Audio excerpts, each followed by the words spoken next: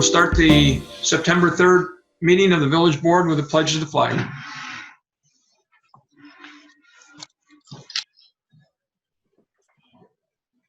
I pledge allegiance to the flag of the United States of America and to the republic for which it stands, one nation, under God, indivisible, with liberty and justice for all.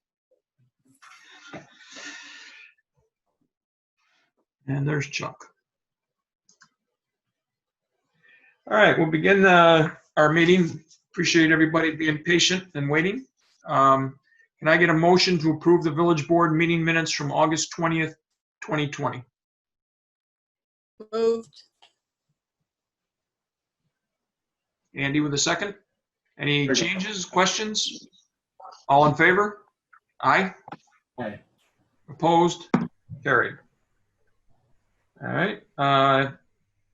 Citizens' comments. If anybody watching has a comment, put it on the Facebook page, and if it pertains to what we're talking about tonight, we can entertain it. Otherwise, we'll get back to you for first business day, which would probably be tomorrow. We'll move to trustees' comments. Bruce? I'll stick to the agenda, thank you. All right. Where you got your horse parked, cowboy? Mark? All right, I'll take you off mute. I had no comments other than stick to the agenda. Okay, thanks. Andy? Agenda only. Thank you. Okay. Michael Shepherd? Agenda's good with me. Thank you. Okay. Megan? The agenda's good. Ruth Sicko? Agenda's good for me, thank you. Okay. A couple things. Had a question the other day. Somebody said, "Oh, we see Van Buren is implementing whole, new zoning laws, trying to clean up people's yards, and how does that affect people in the village?" And basically, from our attorney Bob and from NICOM, it doesn't affect us at all. We're autonomous when it comes to that. Their laws don't affect people who live in the village. Had a message over the weekend concerning the crosswalks. That people think that people driving through the village pretty much ignore anybody trying to cross in any of the crosswalks. And we've got 5 or 6 of them. The most obvious ones are right by the library, by the Red Mill Inn, and on Brown Street, crossing over to the path going down to the schools. And there's a couple more. But I talked to Mike Leffenchuk the other day. We talked for a little while about the subject, and kind of agreed that maybe what we just need to do is make a little public awareness of the fact that it is a state law that you have to stop for pedestrians. With Mike's suggestion comes the warning to people: don't just walk off the curb and walk into traffic and assume that somebody that's 8 feet away from you is going to slam on their brakes and stop. You'll lose that one. You might be right in the eyes of the law, but it won't be good. As Mike said, look down the street, wait for a bit of a break in traffic to step out. I wave to the cars. I put a hand up like, stop, I'm crossing. Whatever you want to do. We have some signs that used to sit in the middle of the road that were a little more enlightening to the fact that there was a crosswalk there. The worst one in my mind is over by the Red Mill Inn. People are coming over the bridge to a blind crossing. And so it just behooves people that are walking to be alert that even though you have the law on your side, you may have somebody who's distracted, not paying attention, and think safely about stepping out. That said, that they are supposed to stop. So hopefully, I mentioned it this morning or earlier today and with Shelley Hoffman on our catching up on what's going on in the village. Mike said he would emphasize it when he talks with Shelley next week. I said we would bring it up tonight, can put something on our Facebook page just to remind people, to alert people. A lot of new people in the area. People that don't live in the village, who don't think about those things when they're driving. we don't want anybody getting hurt. So please stop if you see somebody crossing, and please be safe when you cross, and don't jeopardize your safety by pressing your luck. Megan, you got something, or you just? No, I will add that as a frequent pedestrian in the village, another tough spot is the crossing in front of the library, especially if you're going from the library side to the other side, because when you're standing at the corner there, you're pretty much hidden behind the telephone pole or utility pole that goes up there. So the people coming from the east may not even see you standing at the corner there waiting. So that's a tricky one. You have to stand out far enough so that they know you're there, but you don't want to be too far so that you're actually in the roadway. So, Yeah, and I have stopped for people who have waved me on because, they'll yell into the window, "I'm waiting for somebody to pick me up. I'm not crossing." So it's understandable if you're on the curb that a car, the person driving the car might not realize you're trying to cross. But I think that people would just slow down one notch. It would work nice. We've got those crossings because there's no stoplights nearby. And it makes it a little easier to move around. And so Chief and I both agree we would make it more of a public awareness type of thing and emphasize to people that crosswalks are supposed to be safe for people to cross. So feel free as you're talking to people. Chief? Just, we had also talked about the flag program that had been in place previously. And I don't know what happened with those flags before, but I think that would be a measure that we could take as a village that would enhance pedestrian safety in the village, to have those flags back in place. I think it was Carrie Weaver, when she was on the board as trustee, that recommended those, and I think they were beneficial. And I think, I don't know if those got taken down at some point in time. I know the DPW was kind of in charge of staffing that and making sure we had enough of them, but I would recommend that be reenacted. Okay. And I did mention the I state. believe those got. Go ahead, Chuck. I believe those got taken down when the state did their new signs and those posts were removed. I believe we still do have a bunch of the signs, but that's what happened to those, or a bunch of the flags. I would guess the one by Gates Funeral Home is not a big issue, just because the traffic isn't as heavy there. The one up by the school in Brown Street, that's another, people coming over crest of a hill, and suddenly there's an intersection right there. And the kids. Yeah, I would recommend those three locations. The one Trustee O'Donnell made mention of right there by the library. The one you mentioned, Mayor, over by the Red Mill Inn, at Marble Street, that's for obvious reasons very bad. And then the other one, to your point, at Brown and Oswego. I would think those three locations for a flag program for somebody to carry across.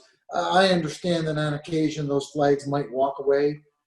Someone might pick one up and take it with them wherever they might go. But I don't think it breaks the bank, and I think it's something that, if utilized properly, especially in those three locales, could really help to improve pedestrian safety. Yeah. Were the green things that we used to put in the middle of the road ineffective?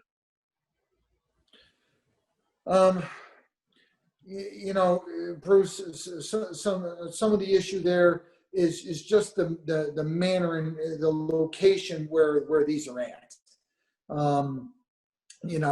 If you're not familiar with the area and you're heading northbound on 48 and you're coming over the bridge, the canal bridge, and all of a sudden there's a crosswalk there, even if you are familiar with it, sometimes those people don't catch your eye. And the same could be said for Genesee Street. As I talked to the mayor, there's a lot of visually going on Genesee Street. You've got the library, you've got the Bville Diner, you've got other businesses along there. There's already a lot of signage. The state came through and did improve the signage, but they moved that crosswalk from where it was directly in front of the library up to the intersection with Virginia. because that's what their regulations really require. So I think some of the locations that we have in the village are a little bit unique. I think putting something in the road can only help. I don't think it could deter. I don't think it could hurt in any way. I think it could only help to raise awareness there. How much did they help? I'm not sure we can actually measure that. I did mention it to Steve, and he said, we've got them. I don't know exactly where they are right now, but we'll get them out and, get people thinking a little bit, give them a little heads up. Anything we can do to help them would be good. Our court has been up and running pretty good. They've had a pretty smooth start to opening the court back up. They've limited the number of cases to less than a dozen each Wednesday night that they've been open. They weren't open last night because they're not open the first Wednesday of the month. The numbers they're going to start increasing the numbers now. For people out there who take part in the court and need to get in and see the judge, right now they're only seeing criminal cases. They're not seeing motor vehicle type situations. If you got a speeding ticket, if you failed to stop at a stop sign, there's other ways to dispose of that ticket. Stick it in the mail, bring it to the drop box at Village Hall, that type of stuff. The court link on our website, according to Cheryl, or the court clerk, will carry any updated information. If it changes where traffic stuff gets included, go look on the website and they'll tell you when that's going to happen. So far, it's been going fairly well. They did hire a screener, and we have a police officer, bailiff type person in there who has come in handy on one or two occasions. So it is working. And that's good to see. I don't know if you've been paying attention to Ryan McMahon's conversations about the status of the county. They're talking about massive hour cuts, early retirements, layoff. I had heard that there were 100 positions in the sheriff's department that have not been filled. So they're short by 100 people. It's got to start having an impact on road patrols, not all those people can work in an office. I kind of think, it hasn't publicized it, but I really think that the county executive is sacrificing some of the county stuff to keep the smaller municipalities from getting in huge trouble, because we did get our check last week, our half of our VIP money, $350,000. I think they realize that if we get skunked with our budget, we don't have a whole lot of places to go to salvage the year. The county, they have more people working, therefore they have more layoffs that they can make without completely stifling county duties and that type of stuff. So at this point, I really still don't know what shape we're in. We're better than now that we got that checked, but we still have a ways to go in some areas to catch up our budget to where we want to be on February 28th. Let's see. Just a couple of events. The Taste of Baldwinsville, which was so successful last year, can't be held this year, but they're going to hold the best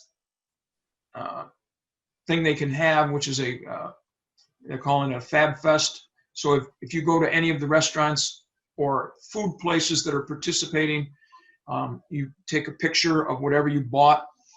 Somebody brings you out your to-go dinner. You hold it in front of the business, take a picture, put it online. You have to go in and like that business. Then you have to go in and like the event. That's for the People's Choice Award for the restaurant that gets the most likes throughout this week-long event starting September 22nd. There's a $100 gift card, I think there's 3 $50 gift cards at $25, so that your name can get put into a hat, and people will win prizes for participating in the Fab Fest. So sounds like it'll be fun. It's people who've been eating out, ordering from these places all along. It's just a matter now of taking a picture, making sure you get registered that you actually bought a meal there, and go from there. The Shacksboro's holding their peony sale again this year, September 11th and 12th. Got to have face covering, bring your own bag. I know Meals on Wheels is having a special dinner on the 26th. It's a pulled pork dinner with salt potatoes and I think corn on the cob, and then a dessert for $10. You just go over. They're starting to serve at 4 o'clock on the 26th in the parking lot. You come up, they'll hand you your however many you want of styrofoam things full of food, and they'll serve until they're done. There's none left. So $10 not bad for a pretty good cooked meal. And the last thing is kind of two last things. First of all, we talked about the mail-in ballots. Big warning out. Nobody will be going to your house to pick up the ballots for you. So if somebody knocks on your door and says, you got a mail-in ballot, we're picking them up today. Don't give them to anybody. Mail them in. Okay? That's a warning from the election people that there will be nobody going door to door to pick up ballots. So don't get skunked that way. And the state comptroller points out that there's $16 billion in unclaimed money in the state. So you may have had an insurance policy that you forgot you had, and it ran out, and there's $122 sitting in there. So you go to the comptroller's website, and then you call, and there's a list, and you just go down name by name, alphabetical order, and look for your name. It could be a security deposit that you had on something, with the state, and you can get it back. And the state would be very happy to give you your money back. That's all I have. We'll move on to department heads. I don't know who wants to speak, Jamie or Joe, but took two of them to replace Bob. Remember that, folks. That was what Jamie told me beforehand, so I'm not being as bad saying. I'll defer to Joe. Joe? Pardon me? I said I'll defer to Joe. That's Okay, fine. Joe. I will. We'll stick with the agenda tonight. Good boy, Joe. Next, code officer, Greg. I'll stick with the agenda tonight. And who's next? Village clerk, Mo. Okay, I just wanted to mention that at Village Hall, there was a video system installed. So if you come to our door, have a question, just push the button and we will help you out. Either point you in the right direction or, just answer your questions. The other thing I just wanted to remind people that the village election is September 15th at Village Hall from noon until 9 p.m.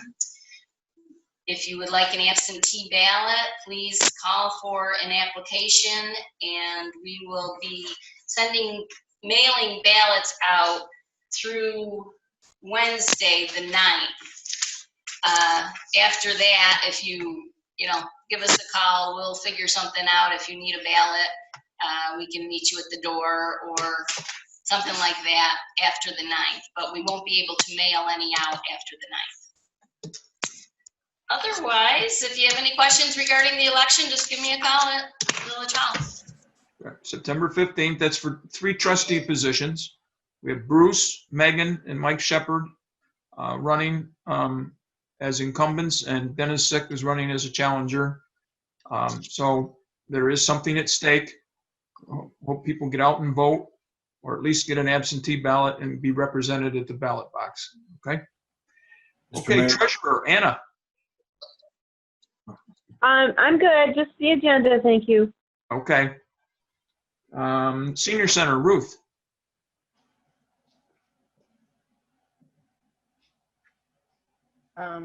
Well, just want to let you know it is National Senior Center Month, which is a little bit different this year. The theme is delivering vital connections, and we've certainly been challenged with connecting with our folks and staying connected under different circumstances, but we're finding new and creative ways to do that. Also, we are doing the Walk for the Woods, but just doing it differently. It's more independent, but we're sending out Registration forms went out in our newsletter. They're also available on the municipal websites. You can walk any place, anytime, any day throughout the month of September, and then just send your registration back in. If you would like to make a donation, you can do that. And if you'd like to just order a t-shirt, even though you're not someone that wants to walk, that's fine too. So that form is available on the website, and we have them at the senior center. Also, we have a drive-up flu shot clinic coming up in September on the 23rd. It's at 9:30. Just bring your insurance cards. You do not need to make a reservation. You can stay in your vehicle, wear your mask, and Rite Aid is providing this, and the pharmacist will come to your car and take care of you, and then you could be on your way. We're doing a lot of things out on the property, and that's also in the newsletter that went out. We do have another concert coming up, and that's on September 17th at 3 o'clock. And that's Rock Shadows. They play kind of classic rock and roll. Bring your chair, social distance, and wear your mask. And just a little quick shout out in advance, the mayor will be doing his Down Memory Lane program starting in October. That will be a Zoom event, and folks can reach out to us, and we'll give them the invitation to that Zoom meeting if they want to take part in that. And I think that's it, unless anybody has any questions. Thank you. Okay, thanks, Ruth. Next up, Public Works. Chuck McAuliffe on the hot seat tonight. Quick thing on with the Parks Department. There's a bunch of craziness on Facebook here a little bit ago about the trash and when trash gets picked up and when it doesn't. We have over 50 cans that we get once a week. And I just want to put out that we do get them every Monday and Friday. Some of the problems that we have is down by the boaters is when there's a lot of boats, all their trash comes out. Not all the trash, but quite a bit of it. And then we have to get back down there and pick it up. But we do it those 2 days. I was following it, and it just went back and forth about how many crazy days we did it. And I just kind of want to set the story straight if we could with that. The Highway Department, I believe we've been through 3 times, swept the whole village 3 times this summer. We're able to get at that pretty good. We'll be back to brush Tuesday. We did take delivery of our new brush truck, and we just can't use it. We've had it for a month, and we can't get it on the road. And we sent the paperwork in. Actually, Luis talked to a gentleman from Albany today, and he ended up knowing us. He was one of the guys who did the sound on the island. And he just said they're backed up. And it might be another 2-3 weeks before we get it. So it's been 4 now. So the truck's sitting there, and the 30-year-old truck that we're trying to replace is still being used. So as soon as we get that up and going, we'll get that out. We've been doing a lot of work on the storm drains this actually the last 2-3 years. We have to clean 200 a year, and we've gotten well over that. We've had quite a problem in Curtis Ave for quite a while. And we targeted this year and went after it a little more. And right at Curtis and Brooks, in that intersection, we dug the intersection up, and there was 3 15-inch pipes that just came together.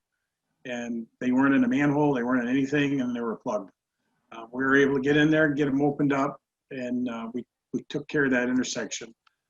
Also, there's a problem up on Steeplechase by the circle, which we didn't know until just recently, and I guess it's been an issue for quite a while. We're going to try to get up there next week and dig that up and repair that. We've been doing some tree trimming as much as we can. Some of the developments, just the trees they need attention, and we're trying to get the biggest stuff that we can that the snowplows hit.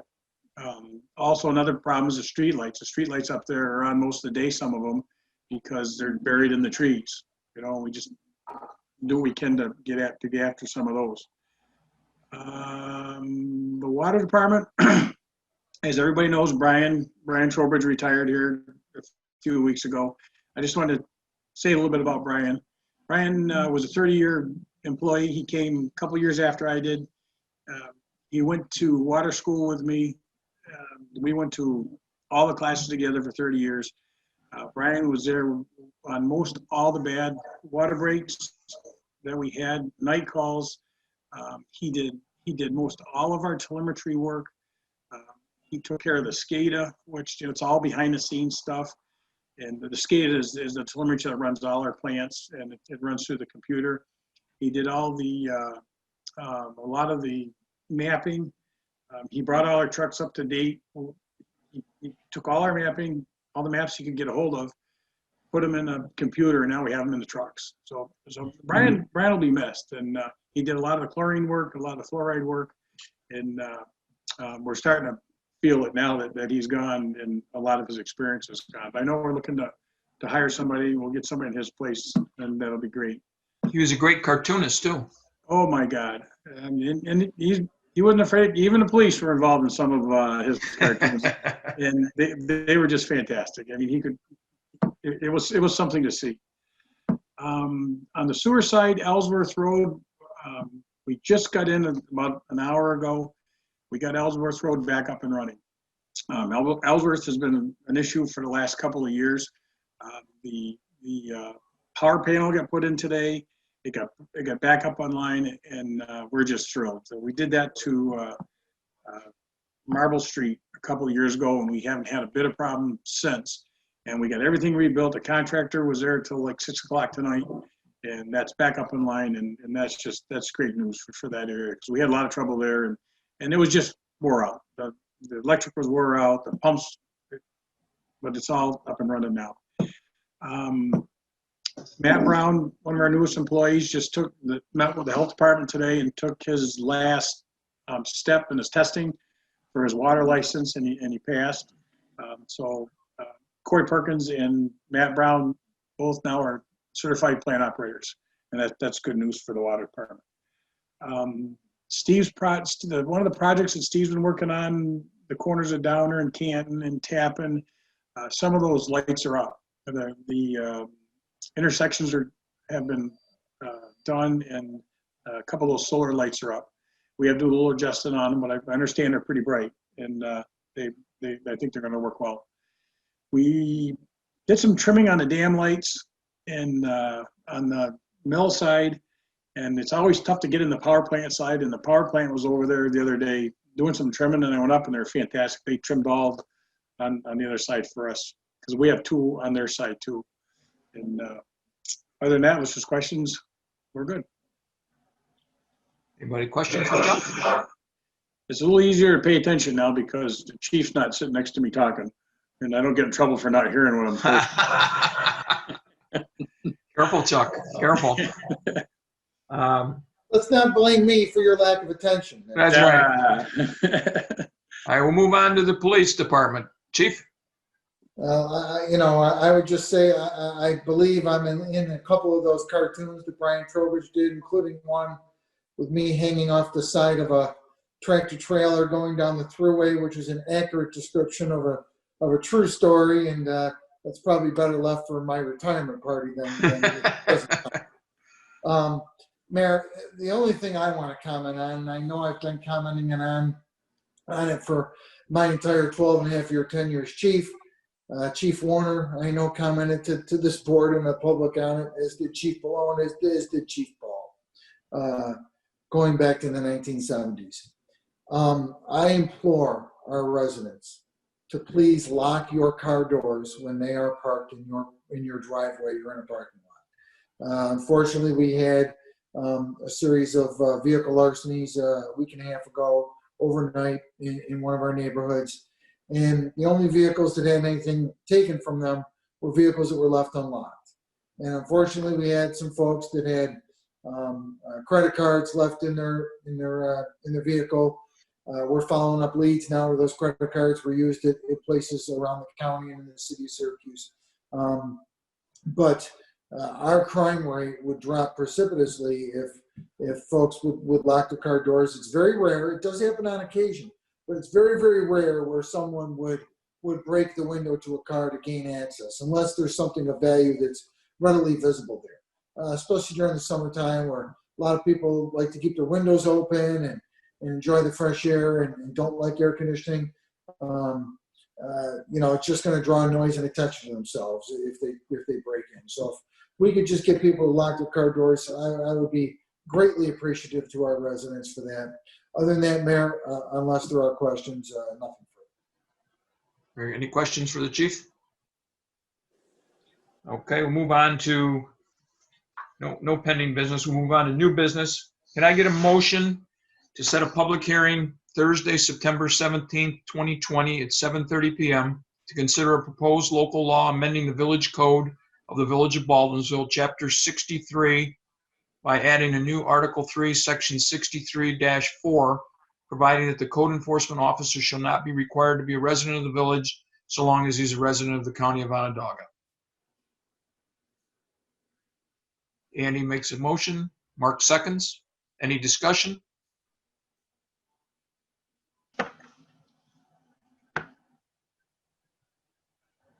Somebody trying to talk? Nope. Okay. We have a motion and a second. All in favor? Aye. Opposed? Carried. Item B, can I get a motion to accept the donation of an office chair to Canton Woods Senior Center? Mark and Ruth. Ruth Troy not here anymore? Yep, there she is. Somebody wants to donate a chair to the senior center. Okay.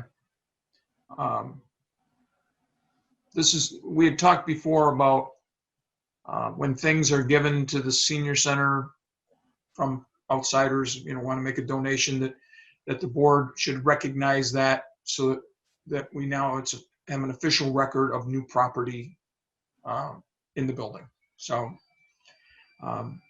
I don't know if it was intended for something as small as a chair, but it's not taking up too much time. So if we have no further discussion, we have a motion and a second. All in favor? Aye. Opposed? Carried. Before we go to pay bills, anything else, any other village business that needs to be brought up? Just want to say quickly, I'll give you a second here, Mark. Just want to say quickly, by the next time we meet, Mr. Greg Humphrey will have married his lovely Jody, who is our deputy clerk. And so I want to wish them all the best. I know it's been tough with the virus and all that stuff as far as planning wedding stuff, but I hope it's a great day, and wish you guys many years of happiness. Thank you.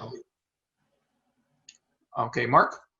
Just something I wanted to mention during my opportunity earlier, and I forgot. I attended a memorial service for John Lindenmeyer last Friday at St. Mary's Church. John actually passed away in March of this year, and they waited until August 28th to have the memorial service. But he was a teacher here in the Baldwinsville school system, and spent a ton of his time volunteering for baseball type causes. He was an umpire for baseball. I think he was a referee for football and basketball and all sorts of different sports type events in the village. And he had a huge influence on my life. He gave me my first job as a Little League counselor, and I stayed in the baseball program for many years. Back in those days, it was John showing up with duffel bags full of equipment that he pretty much purchased on his own, and he'd throw them out on the field behind Van Buren School, and we'd all pick teams and play. And but it really kept a lot of kids off the streets, and it was a great outlet. And so I just wanted to recognize him. It was a nice service at St. Mary's. Monsignor Lang was actually there, Gene Lang, because of his relationship with Mr.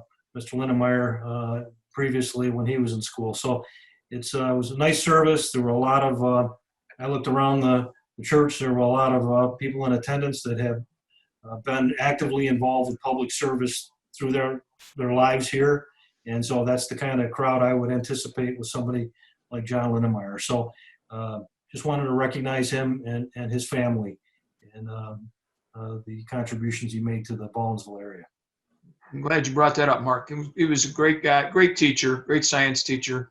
Had great, about 2 foot tall letters that spelled "Yes, sir," so that when he asked you a question, if you didn't say "Yes, sir," you usually caught a ruler across the top of the head. And very quickly, it was amazing how quickly people learned to say "Yes, sir" after you got cracked once or twice. And nobody raised a fuss because he was such a good teacher and such a good guy.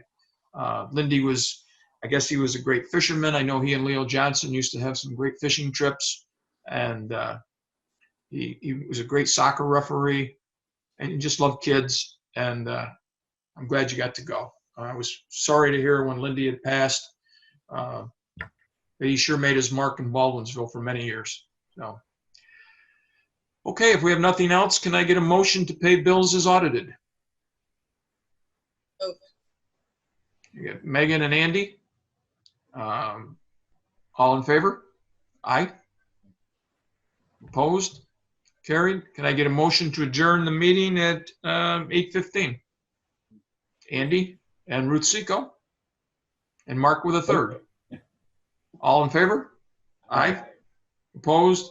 Carried. See you in 2 weeks, everybody. Thank you.